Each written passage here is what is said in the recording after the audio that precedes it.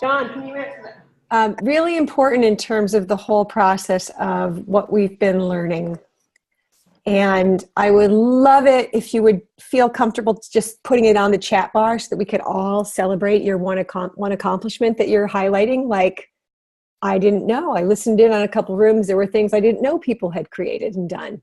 Oh, good. Jenny's here. Okay, now we have to take the yearbook picture again. All right, I got to unmute everyone. Okay, wait, how come I can't see number 12 person?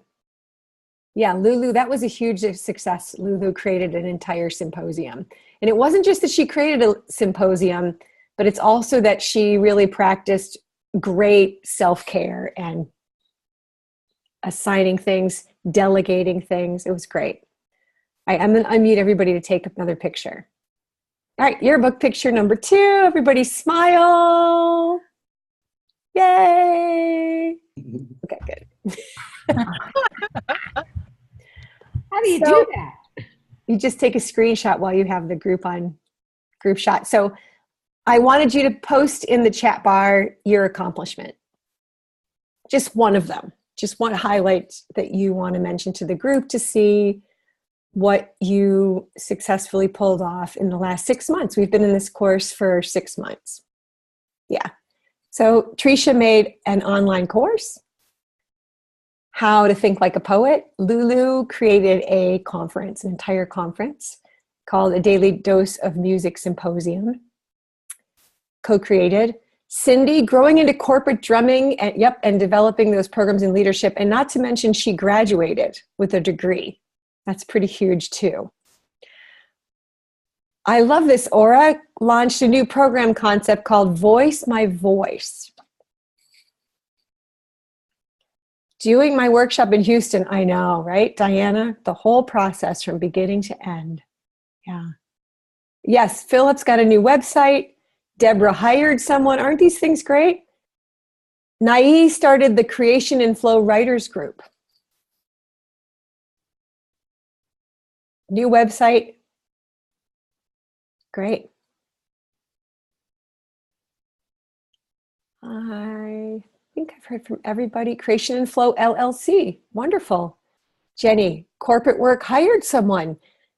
Hired someone to do what? Could you be specific? Fine-tuning marketing materials. Great. Oh, good, Gail. New website. An admin person, very smart. That's what Deborah brought too, is an admin person. And then Janelle, I haven't heard from. It's so great to see all you guys' reports. But as I was saying when we were starting the call, Mastermind is about the mindset change. And if you've started to catch yourself noticing, oh, I'm starting to think differently. I'm thinking about marketing. I'm thinking differently. That's the goal. When you can get the thinking different, starts in consciousness. So many of you mentioned in your breakout group about working on getting yourself out there. That continues to be a piece of this kind of path, is becoming known. Not easy for people that are not totally extroverted, but finding a way to become more known, to get yourself out there. That is a really great phrase because it does feel like getting out, like getting the word out. All those kind of tools we have that are to reach the communities. I kept harping on some of you to at least post on the Drum Circle listserv. There's really low-hanging fruit where you can practice getting yourself out there. If you're writing a blog already, send the link to Ping Ho. She's always looking for content. These are low-hanging fruit placements. Aura was on her first podcast last week. Graduated from Leadership Anchorage, exactly. Janelle, are you typing or did I miss your comment? Let me look back in the history. Because I know you've been designing an online class and I think you got an admin person as well. Can you type in the bar, Janelle, or not? I'm stuck. You want to just speak? Hi, I am typing. I've sent a couple of times, but I'm a little stuck here. Well, just tell us in your voice, what was an accomplishment you made in the last 6 months? I was saying that I hired 2 people. I hired someone for database, exactly what you said, and also to work with me in video. That was a big accomplishment.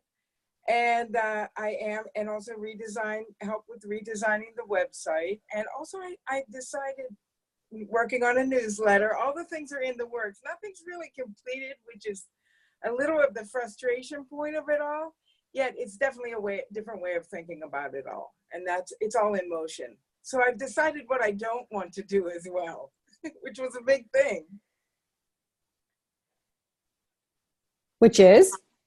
Oh, just working for less money in a lot of, right now, all of my clientele, believe it or not, is working with homeless children in a situation where I really can't gather testimonials, and I'm working for well under what I would expect to be paid, especially after a long-term programs, but it doesn't seem to be I haven't found a way to upsell them. So that's, now I know the language. And so I'm creating different products, like with the drum company, a therapy pack to maybe sell to them so that I don't have to bring drums. And then that's also a way of creating a couple $100. If they're not going to buy the program, the Health Rhythms program, and really go ahead with it and be able to charge more than $100 an hour, which is a big improvement, believe it or not, over being a drum set drummer for my time to hourly ratio. I'm working 10 minutes from my house mostly, and it's a 2-hour gig, so it's better hourly wages. Thank you. Anyway. Well, thank you. I'm highlighting you because also a couple other people on the sharing said, I've realized what I don't want to do. And I think we don't think enough about how important that is. Being clearly like, this is not my place. This is the energy that exhausts me. I always, when people ask me how to hire an admin person, how to make their list of what to do, I just say, make a list of what exhausts you. And there's your list of what you need help with. And it might be different than everybody else's list. So good. So I wanted to highlight the steps that we covered on the 5 keys to mastery. These are so critical because they will launch you into the future as well after this program. Claim your passion is step number 1, which is why I'm noticing people saying, I started the Voice Your Voice. Like you're in the process, I created Creation and Flow LLC. I'm branding Houston Music and Wellness Center into corporate leadership. This is that claim your passion. Claim your passion. In other words, getting rid of what you're not enjoying doing. That's another part of it. Get a coach. That's step 2. George Leonard, in studying thousands of experts and masters, discovered, as the old Native American saying goes, if you're self-taught, you studied with a fool. So there are people that can coach us and teach us and help us learn. And there's learning to be done. That's the challenge of this work, is we're always I'm back in the learning curve again. And yes, it's exhausting and it never changes. And, you get your break and eventually it does come to fruition. These waves that we surf, they do peak. And like I always use the kite metaphor. At first you're running to get the kite up in the air. Then finally people see it. And now your job, and the wind catches it and you're seen. But it takes a lot of running to get it up at first. And then you're seen, and then your job is hold the string. And some of you have experienced that hold the string spot where you're almost like, oh my God, I'm getting too many requests or too much is going on. So Jenny's like, I need 2 more. I need another admin person to hold the string, right? So however that shows up for you, getting a coach is why you came to this program. And it's definitely my honor to have been serving in that role with you. And it's also the cohort that became the coach, in sharing our successes, our challenges, our ideas, cross-pollinating. And this step that's really important is practice, practice, practice. George Leonard says when he interviewed all these masters, in gaining a sense of mastery is part of what makes us happy, right? So that you don't always feel like you're in the upside down side of this work. There's some step of this that I'm getting the hang of. Maybe it's the hang of the newsletter. Maybe it's the hang of the videos. There's some step I'm doing good programs. Whatever it is, but that practice, practice, practice is the repetition. And we talked about, sometimes you do an email campaign and it doesn't work right away. So we keep, editing and innovating and learning from each one, and then visualize the outcome. So important, whether it's a vision board or taking that moment to, I encounter this so much in my work, where you're asked to do something that's a little outside your comfort zone, and your natural inclination is to maybe think, what could go wrong? I'm not qualified. And so always changing our mind, our consciousness, by visualizing that check being written for $5,000 for your next diversity training, Diana. Just visualizing it. One of my first assistants, when I made a notebook, she put one of these fake big money things in the notebook. Like, that's so great. Put the abundance right there in front of me.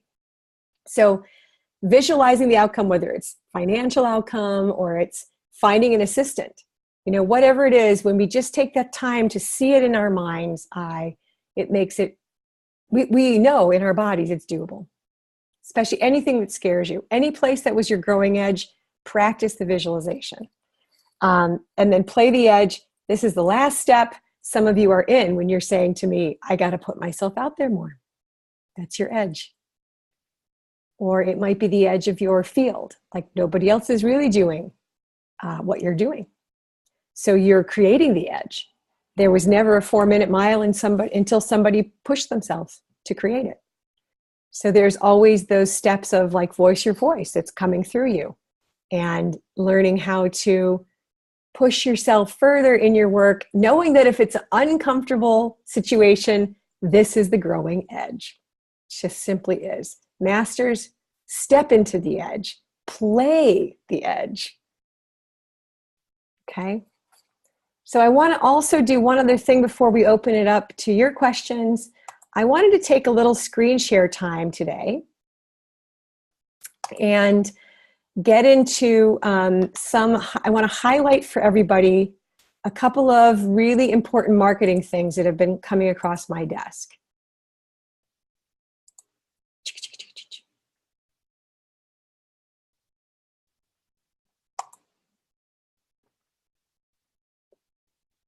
Oh, it's not working. Hold on.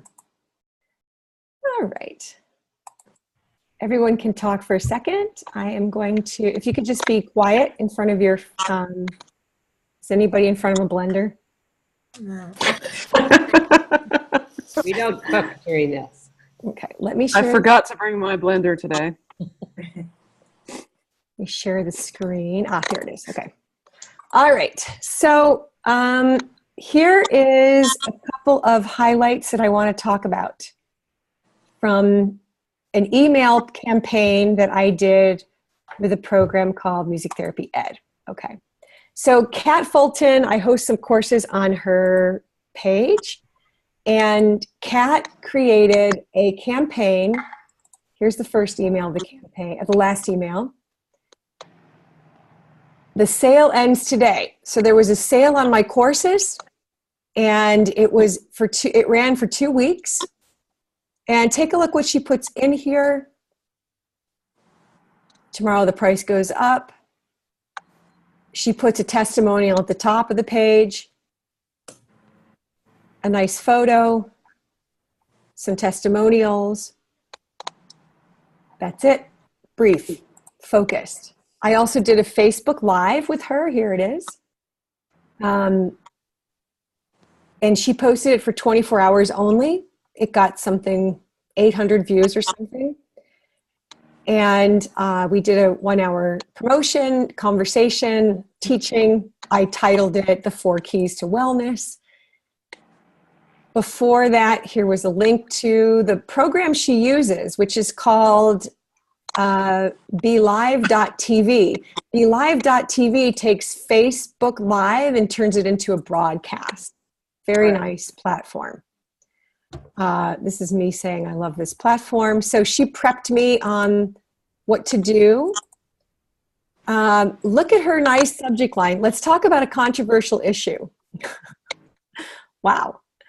So she's really calling in here it is. Join Christine and Kat for 4 elements of self-care and music. So this campaign ran, and here's the one I really wanted to highlight. It ran for weeks. this was on a Facebook ad.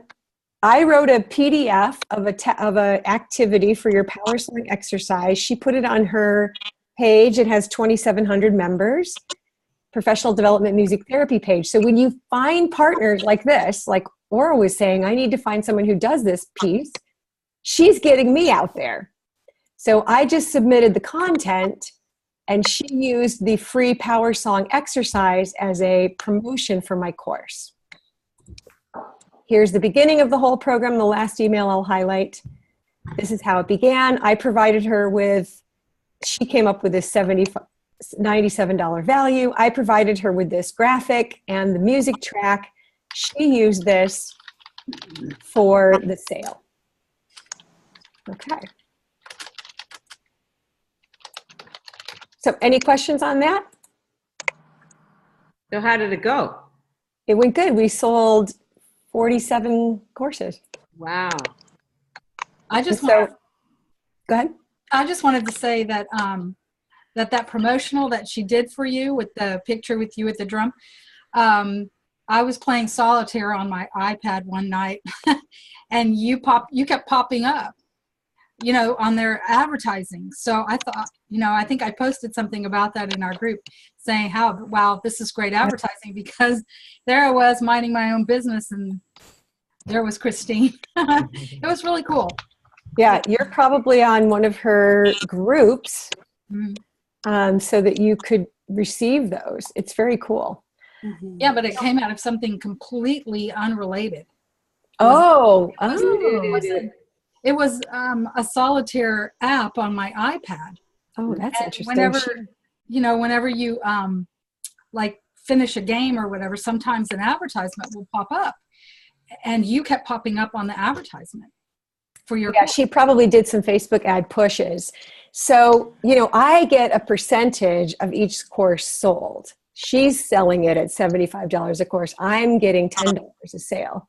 So, remember, it's not like I was not in the driver's seat on that. But the reason I wanted to highlight it today is to point out to you all that, first of all, having partners, second of all, having a promotional strategy. So Tricia has been asking me, okay, I've got all this content. How do I position it?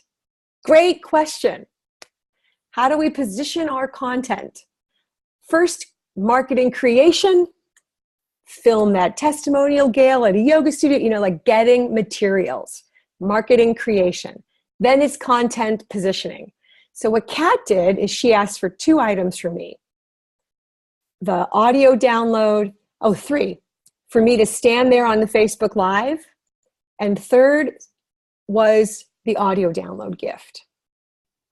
So I wanted you to see all that content was driven for 2 weeks to sell one thing. It was about a 5 email sequence and then a few Facebook sequence. But we call that the email sequence. So you might be thinking of content, but I want you to think about also content to sell something. So if you rethink that, Tricia, and you're thinking, my main thing I'm selling right now is the online course. Now everything, the blog, the this, it all goes to drive that. We tend to think of marketing our companies with our email blasts and things like that. But when we start shifting this into email marketing to sell something, it changes how you design your marketing campaign, is my point. Was that helpful? Yep, go ahead. So you said it's a 5 email sequence, and it sounds like you set aside kind of 2 weeks just to focus on this one product. And as you know, I have multiple products, and like one of them, the e-course, you can take anytime. I have a 1-day class coming up at the end of June. Another, my long 8-week workshop starts in the middle of July. So, I mean, if I'm just focusing on the e-course for 2 weeks and then the 1-day class for 1 week before, but they're all, you can sign up for them all, you could start signing up for any one of them today. So, I mean, I'd love it if someone wants to buy the e-course. I can answer that. Yeah, you see what I'm getting at? Yeah. Okay. Okay, good. I can answer that, and that will weave us straight to what Philip posted on Facebook. So I want to look at his newsletter with everyone, and Cindy's as well. But the simple answer is this. If I'm going into Trader Joe's and I'm at the sampling station, I use this metaphor all the time, Trader Joe's samples 3 things. Ever notice that? A drink, a food, and coffee. Always 3 things. Same with your marketing. So they don't give you 10 things because they might sell them. So you can really overwhelm your consumer. When I learned this was when I first started doing public speaking and bringing everything I've ever written and created to the back of the room to sell. And our sales were wobbly because people would come to the table and go, well, what's this one versus this one? And as they asked questions, the line went away. So I learned to say, today we're featuring 2 things. Or I created packages.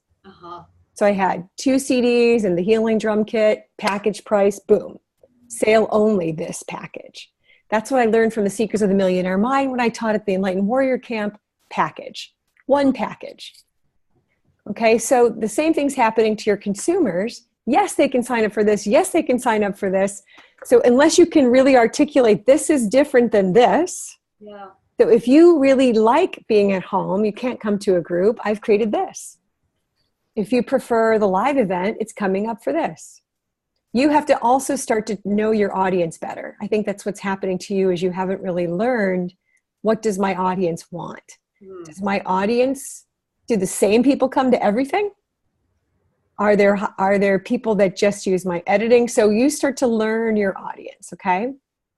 The blogs are actually tools for you to learn from them. Okay. You're learning by how many people like them. Like I've been testing different kinds of videos on Facebook and I'm seeing how many likes, how many forwards, how many shares.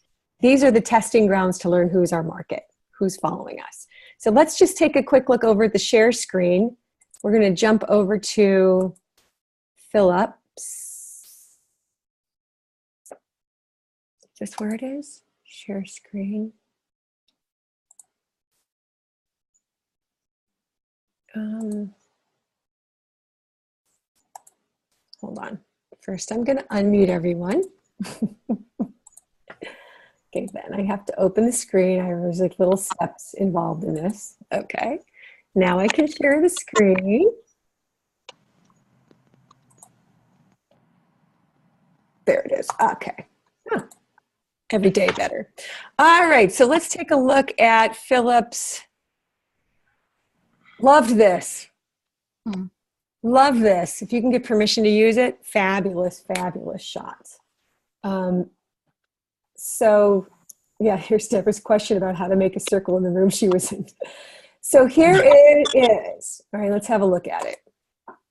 Somehow I lost you, Christine. You're like gone. Okay, you guys can't hear me? Yeah. I see. I can hear you, but I can no longer see anything except for the Zoom page upgrade. Oh, click close up in the top right corner. And then you'll see us all. I don't see that either. Huh. Weird.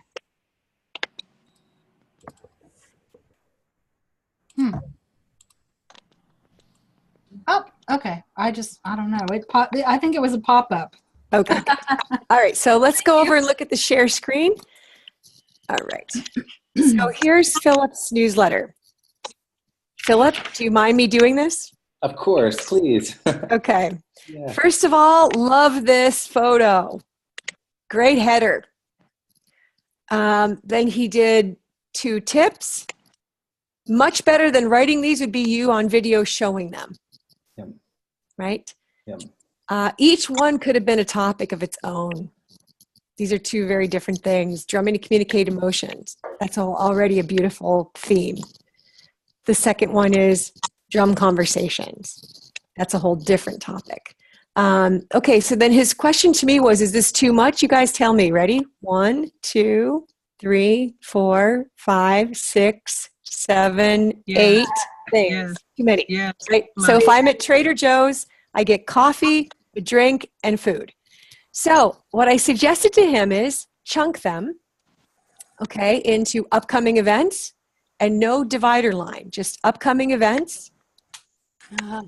And then the next one would be my offerings. So he has two that are his offerings. Drum chops need tuning. Would you like a fun and innovative drumming program? So I like that he has pictures. I love this picture of you, Philip. Fabulous, fabulous shot. Gorgeous. Mm-hmm. I like that you have beautiful images for everything. But to me, these were all events. 1, 2, 3, 4, 5 events, 6 events. Yeah. Yeah. So that's what I have to say about that is I would love to see you do a whole program about any one of those topics, separate those 2 topics and try video. Okay. Sure. That's my next step in putting myself out there. And practicing videos, you guys. These are not things that come naturally the first time. No. Do you think I know how to do this just naturally? No. This has been lots and lots of years of me figuring it out. So, just realize that it takes practice. Having someone else shoot it, designing it, all of that stuff takes time. So giving that a go. There's a couple, last thing I want to highlight, and then we'll open it up to your questions. There's a couple other emails that I found very highlighty that I wanted to mention. Oh yeah, and then Cindy's that I wanted to show Cindy a couple of pieces of advice that'll benefit everybody on the call. So let me screen share again. Okay, here she is. Cindy's doing a great thing. She's branding herself with the Worldwide Celebration of Music. This is great.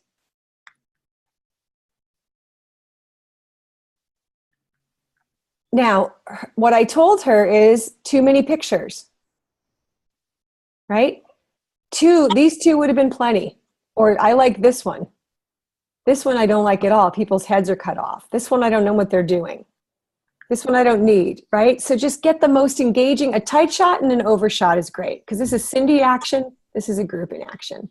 And then Cindy, just keep cutting your words. This is too much. You can always say about music, click here to learn more about Music Day. Okay? You don't need to say about music. You can say click here to go to our website. So people are used to clicking to learn more. And this is a great picture. You used it twice. So just use that shot once. It's fabulous. I was ready to be done with this announcement here, So that's my tip about that. Excellent. Isn't this fun to look at these? Excellent. It's great. It's great. The other thing I want to highlight. Oh, there it is. Okay. The other thing that I thought was really great. Screen share again. Okay, here it is.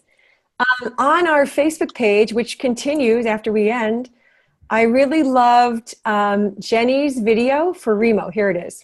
Yes. So this was great because she did a promo.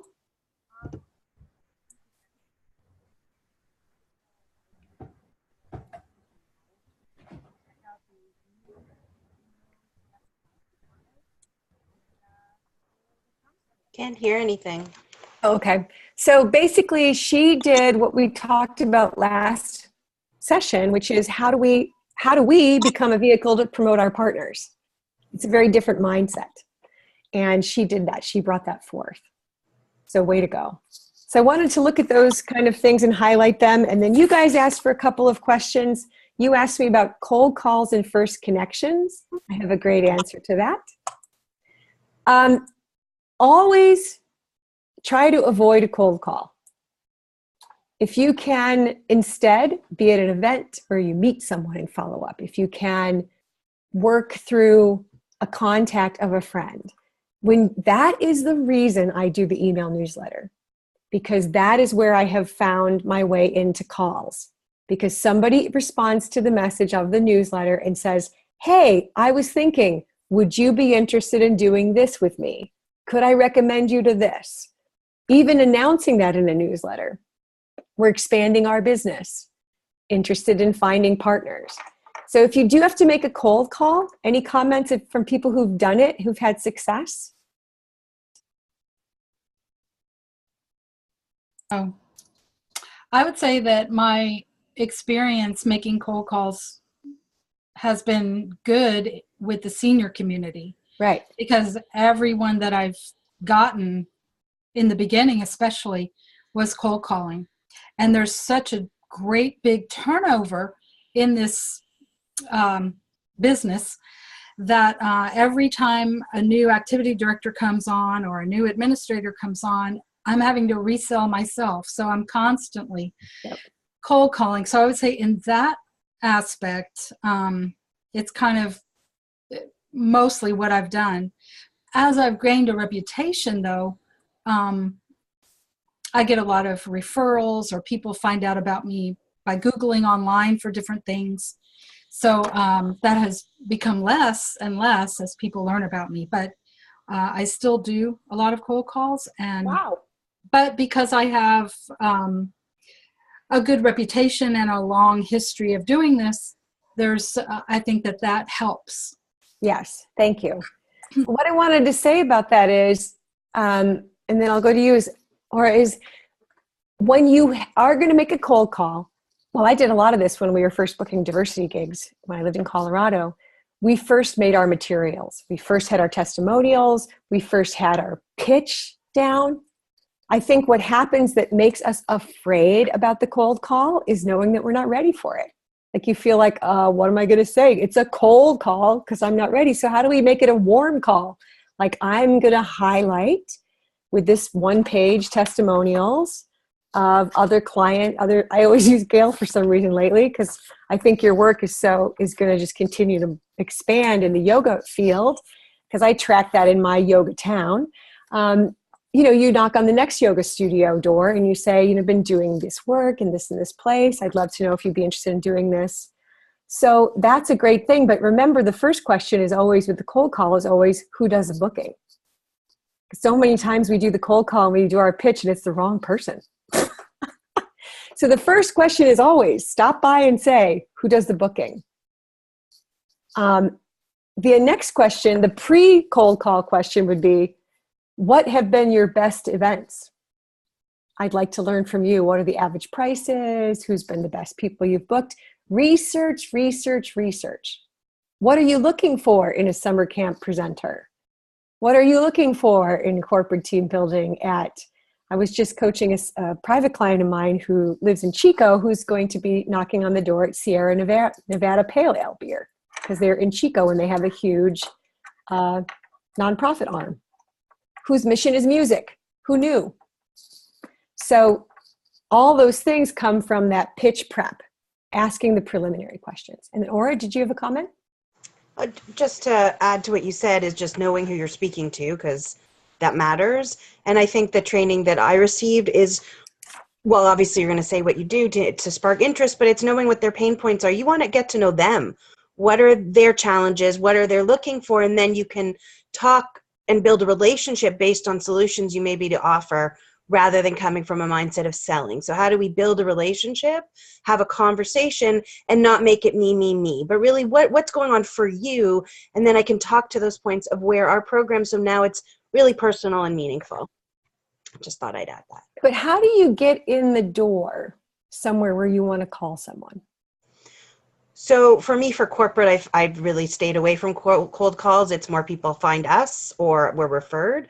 For example, we just did a whole bunch of cold calls to daycares, where I find it easier because they are looking for programming, especially in the summer. So if it's a particular group that you know is looking for programming, I find it easier because you're already in an avenue or in an arena where people are open, because you're not just coming out of nowhere. But can you give us a sample script? I want to just hear you rattle off your daycare. Well, daycares would be very different than my script for corporate. But hi, my name is Aura. I'm calling from a company called Living Rhythm. We provide interactive drumming and rhythm-based programming for your students and educators. I was wondering if you had a moment and would like to hear more about the programs we offer and how we could serve you and the children at your center. And then I find out, and if they don't have a moment, I might call back. I say, and I do my best to have an opportunity to connect with them again. So whether it's send them an email, be very specific. Oh, you can't speak now. Can I follow up with you in a week? Does Wednesdays work? Because I really learned that a lot too, not just to say, I'll call you back. Find a time, see if you can even book a time that works for them. Can I come in and meet with you? Or here, if you'd like more information about us, please see our website. And then that sometimes sparks interest alone, and they'll call us back because they'll see we're for real. Thank you. That's That the was basic flow. that deserves a Zoom applause. That's great. She's really got her pitch down, right? And makes it very tight and focused for the person. I think there's something else. It's just to take a breath and back up into this question of the cold call that I'm very aware of. Some of us have more of a style of go out and get more business. Some of us have more of a style of pull it, attract it. So for me, it's been mostly the email blast, maintaining that community. And to my surprise, my email open rates are going up. So I'm honing what people want to learn from our emails so that they're resourceful. People perceive them as resourceful, inspirational, all those things. And mostly it's that referring out. People saw the YouTube channel. I can't tell you how great that's been for my marketing. So there's the cold call of, I want to go get more speaking gigs. Where do I start?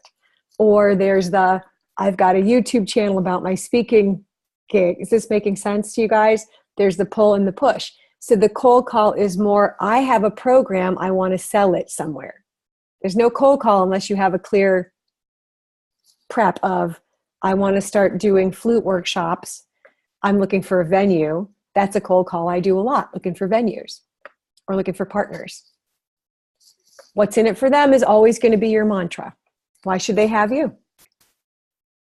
I bring something that's completely different. It's interactive. It's music, but it's engagement. People leave with testimonials like this page. Have a look. So yeah, and I provide the images and I can even help make the posters. That's the more we can take something off people's plates, the happier they will be.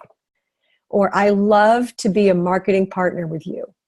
That's probably my best sentence ever.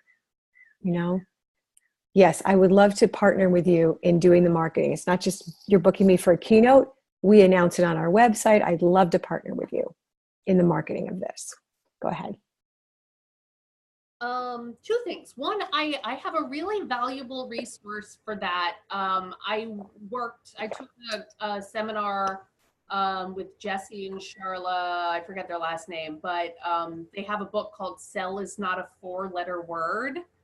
And they talk about not hard selling, but heart selling. And I think it goes a lot to the point, I forget who just made it, about asking questions. What do you want? What do you need? And really getting curious about someone else so they talk themselves into working with you instead of you talking them into working with you. And they give a really very simple, easy to follow formula for how you can open that kind of conversation and how you can, guide that conversation. And I found that incredibly useful.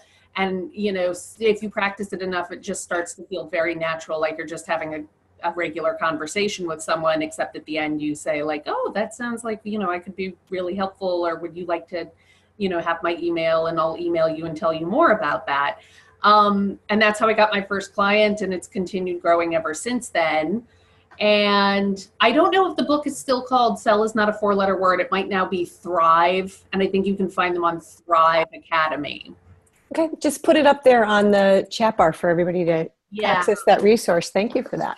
Great. Yeah, Thrive Academy. There we go.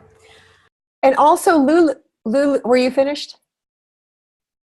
I think another good piece of advice is go to events that you are excited to go to, even if you don't need any contacts, because those are the kinds of events where you're going to meet the contacts with people who really do get you. And I was just at this Art RX, which is art and healing. And if you live in Southern California, this is a good place to know about through not UCLA, USC.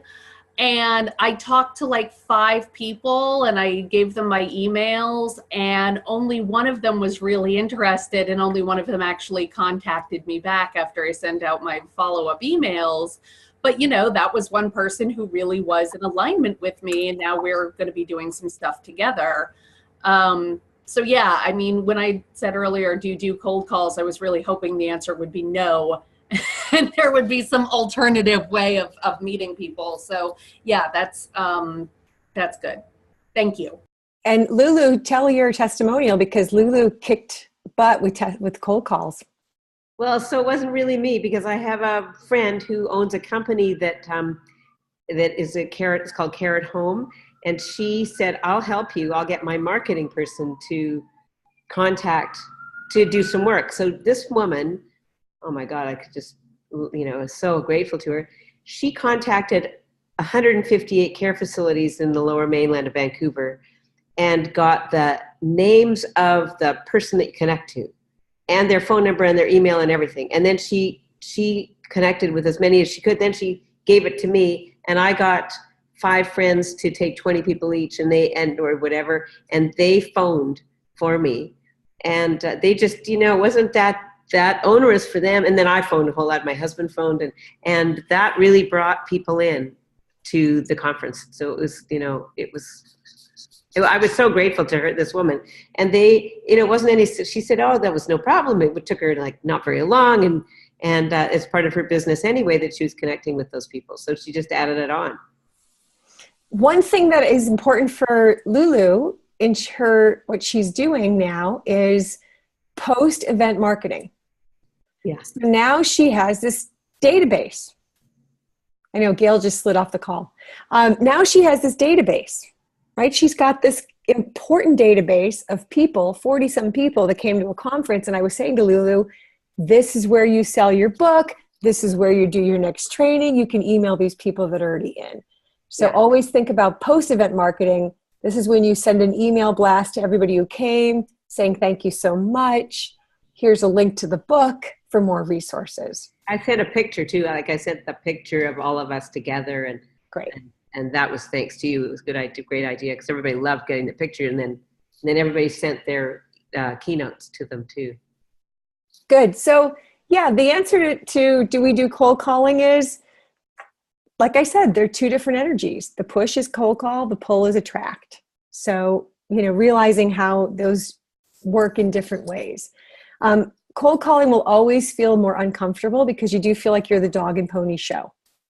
But it's great that you can have people helping you. The other questions that you guys asked me was about attracting corporate clients or setting up big clients. I thought we should ask Jenny to respond to this, since she's managed a couple of clients lately that we would definitely say are big clients. Anything you'd like to say about that? I'm sorry, what was the first part of the question? I'm multitasking here, so. How do you attract corporate clients, and how do you meet with bigwig clients or set up a meeting? How do I attract corporate clients?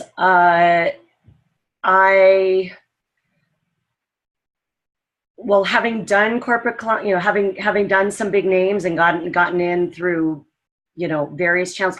First of all, I don't do cold calls. I'm terrified about the idea of doing a cold call. So I try and have really good, strong marketing that I try and attract people to me, and, Google ads and my website and all that kind of stuff, and a presence where people that I know who are affiliated with companies, refer their friends to me or come to me, that kind of thing. And then once I've done some corporate stuff, it's, all that stuff goes up on my website. So pictures, testimonials, names of companies, that kind of thing. And in terms of meetings, we don't tend to do a lot of face-to-face meetings, but often with the corporate ones, if it's a larger event, there might be a lot of people kind of steering the boat. So it's common to have, phone, what do you call it? Conference. Thank you. Conference calls, where, we have a lot of people on the call, and, just trying to get really clear about, every aspect of the event. And I'm very particular about trying to get as much information as possible, logistical and programmatically, and, you know, just to make sure that things go really smooth the day of. I'm glad you said that. Just to interject one quick thing is, when I started doing corporate work and bigger clients, I really resisted that sort of, oh my God, so much conference call and there's a committee but now I embrace that. I'm finding that the more I prep with any event, the better the event. Having your cheat sheet of questions, what you need, being really articulate, not afraid to ask the big things. Like, where's the load in? Who do I talk to find out where the load in is? It's a lot of who do I talk to, because things in a corporation tends to be very segmented. So even asking to use pictures is probably a different person than the person that's been your contact. And everybody wants to work with communications differently. So just the first question is always slow down and say, how do you want to communicate? Would you like me to communicate with one person and then they find out your answers and come back to you? Or do you want me to go directly with these and these people? So those are things they feel like stresses before an event. And I've learned to really celebrate those things. The more you get those hammered out ahead, the better the event. Yeah. One thing that I'm finding that's interesting is that the more I do this is that it seems like there's been a shift in like lead time, people contacting me to book events. You know, it used to be for corporate stuff more like 3 to 6 months out. Now, a lot of times it's maybe 2 to 3 weeks out. Yeah. And a lot of stuff happening pretty last minute. And especially if it's a company that I've worked with where I'm now on their roster, like Google or Facebook, I'm actually finding that there's a lot less time spent meeting and fine tuning. And they're like, okay, well, we know, you know, they get a general sense and they're like, let's just do it. You do your thing and we know that you can do it. And so sometimes nowadays it seems like there's actually less attention put on the planning piece. So it's interesting. And I don't know if you've experienced that shift but it seems like people are trying to do stuff, you know, more with less and that kind of thing. Yes, let's give her an applause. Google and Facebook, huge things to talk about. Huge things. Thanks. It's fantastic. I think the last question I want to take is Aura posted. My big stressor is having so many price structures. I'm thinking everybody can relate to this. For all the different programs and communities I serve, how do I streamline them? Who can relate to this? Like, you have the coaching one-to-one, you have the editing, you have the online pricing, you have the keynote speaking pricing. This is just from my perspective. I have the price for health rhythms training. I have the price for, and doesn't it get like whacked? Because you have, everything is in a different, we all do so many different types of avenues of our work. So even Cindy was talking to me about that. It's like, okay, I'm doing a senior group, then I'm doing a corporate group. Are they the same price? And it's like, absolutely not. So could you just maybe make your question a little clearer? If you want to give us a concrete example, I want to know what's the stressor about that. I don't find that stressful. I have lots of different pricings. I don't find it stressful. I find it completely stressful. Maybe I can help. I think I have my pricing down. Someone calls me with a different idea for a different kind of program and it starts all over again. Part of it is about what I think they're willing to pay versus what I want to be paid, managing all of that. So I have my schools and my kids and my daycares down for sure. It's all, I have some of my corporate stuff, but I just got a call from a nurse practitioner who we had a whole great conversation. She's doing a master's, anyway, she's writing a whole paper about drumming. And then she called me and she's like, well, I'm part of a healthcare center. And what would you charge for 10 weeks for 10 to 15 people? I'll get back to you. I don't know, are they looking to spend $50 like a yoga? And then it's like, well, if they are, then they're not the right clients for me. So, right. So I went through what my pricing would be for a one-off. I reduced it, offered package pricing, and we'll see. But, I did visualize before, but it was very hard to imagine that they would have that kind of money for a 10-week program. But I also knew what I wasn't prepared to do it for less than that. So, but I just find that no matter how many pricing structures I have, there's always something new. And then I sometimes don't respond and I freeze because I just don't want to answer. Okay. Can anybody else relate to this? Oh, good. Yay, Not alone. Okay, I'm going to unmute everybody. So this will be our final question, and then of course I'll close with everybody sharing one word of what they've taken with them from the 6 months. And don't forget that I'm available to you guys for one-to-one coaching. I don't coach anybody anymore that hasn't come through a mentoring group, but I have been coaching Lulu and Mary Knish, and so even if you have an Aura, and even if you have a one-off, and Tricia sometimes too, and we're doing a trade, which has been really fun, and then Cindy for a long time too. Yeah, that's right. I have been doing one-to-ones with you guys. So please don't forget you can access me. This is not like the final goodbye. So, but I did want to answer that. So what was really good was you articulated that what was stressing you out about it. Oh. So you said, I have it down with these two populations. Great. Now, I want to suggest a total reframe for you and others. Instead of thinking what they will pay, start with what I'm going to charge. So it's because we start thinking what can they afford, they're a nonprofit, that we get screwed up. Absolutely. It's because of that. So start with, irregardless of what they might afford, because I've been so shockingly surprised lately by just going for it. The keynote's $5,000. And then somebody says, okay. And then of course we have that feeling like I should have said 6. Right. I know. But I don't want to feel that. Say, I don't want to live in that consciousness that I wanted the highest amount. I want to live in the consciousness of correct compensation. Yeah. Like I teach you guys. So you did that. It was wearing on you. And sometimes you bid it and they say no. And I get it. That's what's tiring, right? Sometimes you bid it and they say no, or it's the first time you've been asked to do that. So 2 things. When you feel overwhelmed and stressed, probably you haven't asked enough questions to the client. You probably don't have enough data. Did you really feel like you asked them everything you needed to get the quote? Because sometimes it's because we haven't really asked all the questions. Am I going to be bringing in the drums? What's think about the benefit of being in the same place for 10 weeks. There's a lot of benefits to you.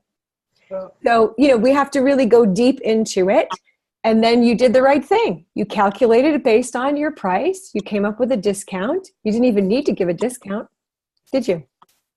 No, but there was no way that was going to happen for 10 weeks. And are you sure? No, which is why with even the price that I went, and my first mentality was there's no way. And then I sat and I visualized the whole thing. And I said, who am I to decide that? So, exactly. And it's not the right question to start with. No. The first question should never be, what might they afford? It should always be, what's the value of what I'm offering? You did the right thing to establish the value first. It should always be that first. And then you put together the proposal. And then you put it out there. I mean, Jay put out a price for Facebook that she knew was higher than somebody else bidding against her, and she got the bid, right? Because it was the correct price. And I just went through this the other day with something that pulled at my heartstrings. And I'm just like, I can't just send somebody to do a local gig for less than $250. I mean, I know you're the picnic for the survivors of human trafficking and trauma, and I have a big heart for this work. But I said to her on the phone, I mean, we have to pack the instruments. You're talking about a picnic setting. We have to bring such and such instruments. There's wear and tear on those. And finally, at the end of the call, she's like, okay, I just thought of somebody on the board that I can ask to fund this. So, but you said something so important. Afterwards, people go, oh, they have no issue after. How do you, right? So even in this email, I said, well, an 1.5-hour workshop's a minimum of a 3-hour commitment, just so like that's clear. But I do find that only after, when people see what I show up with, you show up with 60 drums, you're there an 1.5 hours before, you're setting up, you're loading out, and then you're there an hour after, it really starts to become clear. But before that, it's just hard to make people understand what you're doing. You did. I loved your sentence. It's a 3-hour commitment. Right. That's a great sentence. That helps a lot. But I think the biggest insight is, in this field, we are going to be pricing things and pricing them. And it's good to have a fee menu. I have a fee menu, but there's always things that come in between, right? So just remembering correct compensation. How can I get rich doing this? It's the correct compensation. That's the correct amount. Doing a little bit of research always helps. Do they have any comparable program at the hospital right now? I would be curious, so doing some kind of comparable research and then coming to a price that feels correct for you. Sometimes it's good to have a second person, and that's why I think it's great you're looking for a business manager, because I have a business manager and we bat it back and forth a little bit. So it really helps me because I'm an external processor. So by talking to him, wait, I got to get on an airplane. It's really I just turned down going to Japan this year because they couldn't afford my international rate, which I raised because I realized the travel is getting tired on me. So, I took a risk. I raised it. They said no. I'm glad. I'm glad I'm not going for that price. Yeah. I just went through this with the DCFG conference. They don't even pay the travel and they want me to be their keynote speaker. I mean, maybe some of you belong to that group and I love them. So I just said, why don't I do a Skype session with you guys? And they're like, oh, what an idea. So, there's always other ways, but it's just a matter of the more I'm learning in this field, the more I'm becoming super good at discernment. Discerning the price, discerning when to say no, feeling more valuable. I feel inside myself more valuable every time I turn down one of these things that feels like it undersells me. But it's also because you, Aura, are getting on the other side of getting the kite up. That's why this is happening for you. So this is also normal. It's part of the other side of the kite up. When we're getting the kite going, we take more gigs for less pay because we got to get out there. We got to get testimonials. We're learning. But you're on the other side of that curve. The kite's up. Now you're in that, oh my God, it's stressful to price everything differently. So 2 things. Think first about the value before asking what they can afford. And secondly, think about getting a person to combat that together with you as you make those proposals. And third, don't take it personally when you send out the proposal and they say no. No is a yes to something else. All right, so let's go around the circle of final, what you're taking with you from, yes, Jenny, you can add something, go. Oops. Oh, okay. Thanks. I just, in terms of pricing and helping people understand, I like, Aura, what you said about, it's a 3-hour commitment. And I also try and put all my proposals in writing. And I do bullet points that says all of that, plus, that you're getting the event planning and coordination piece, which also is a lot of time on the front end, can be. I live in the Bay Area where, there's the commute times between X and Y is always huge. So I let people know, what the travel is. And I talk about the instruments, not just in terms of bringing them, but, the cartage, the use, the setup, all that stuff to try and really help people understand everything that's involved so they can understand the value of it and the value of my time. Thank you. Any other suggestions about that? Yeah, go ahead. Oh, I keep on muting you guys when you're talking. Go ahead. I just started working with someone who runs Evergray Media Strategies, and I found her in researching my e-course for artists wanting to make money, wanting to monetize their career. And I feel she's very in alignment with my goals and things that I want to do, but she knows way more about like SEO and social media management. Evergray Digital Media. Oh, sorry, it's Evergray Digital Media. So I do a lot of face-to-face marketing, but I know almost nothing about digital media.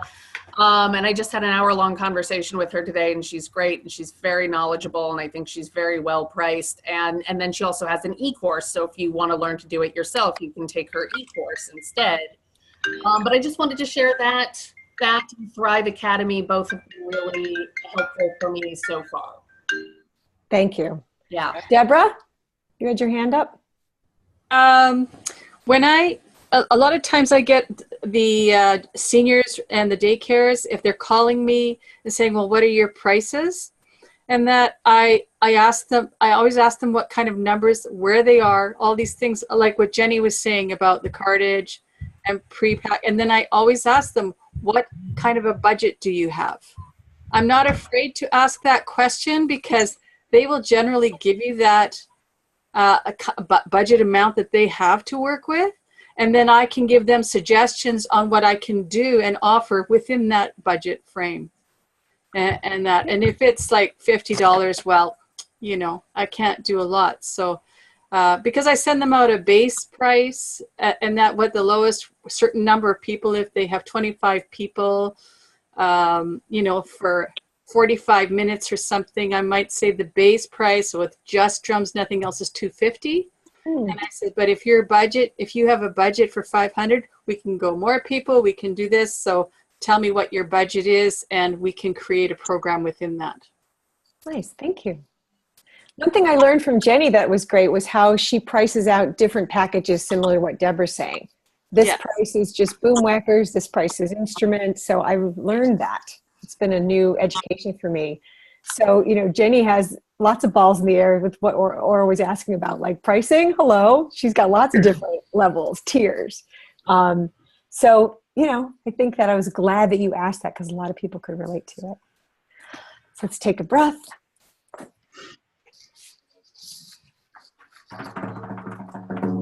Oh my God, 6 sessions are over. You guys did a lot of great things today. I mean, in the 6 months. I know I was pushing people, and I think that's what I do well, is bring people out better and get more comfortable with all the strategies, and the mastermind, how to think about all of this stuff is the key. Once you get it in your mind, things fall into place. So let's go around the circle. I'm unmuting everyone. And if you could just share one thing and what you're taking with you from this, one word, one sentence, starting with Janelle. Value, the self-value, the value of the work. You know, it will change the way I walk the rest of my days. Thank you. That's great. Self-value, the value of the work. I'm writing these down. Okay, Tricia. Confidence and fewer words.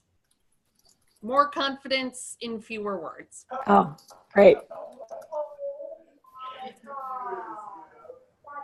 Lulu. I learned about boundaries. Thank you very much. Sure did. I needed to. Before I'm dead, I have some boundaries, which is very good. Cindy. I would have to say personal growth and business growth. Yeah, doors are opening and it's good, and I'm excited, and yeah, growth, new beginnings. Nai. Daring. Daring and consistency, but just daring to try some new things and reach out new people and come forth in new ways. These are so inspirational. I'm going to send you guys all of this list. Great. Diana. I would say business growth and pushing my boundaries more, because I think I'm realizing even today that there are more boundaries and need to just kind of expand my comfort zone. Aura. Mindset and clarity. Deborah. Fine tuning, knowing that I don't have to do it all myself. Yeah. That there's a community that I can get help, and that's been huge. Jenny. Love just learning about and catching up on sort of the leading edge of business and marketing tools and strategies, because that's always changing. And I just want to say how grateful I am and how much I appreciate that we have this forum where people who do this such specific kind of work as we do can get together and talk about the nitty-gritty ins and outs of things, because where else can we do this? You know, I mean, just the value of this is invaluable. So thank you, Christine. And Yay, what a good ending. Okay, well, continue to play the edge, post in the Facebook page. Stay in touch with each other, and happy drumming. Thank you, everybody. You're all awesome. Everybody. Yay. Thank you, everyone. Thank you, It feels Christine. so good. Thank you, Christine. Thank you, Thank Christine. you, 15. It was fantastic. Everyone. Thank you. Definitely a higher level. Bye, everybody. Oh, no, it's sad. Thank you.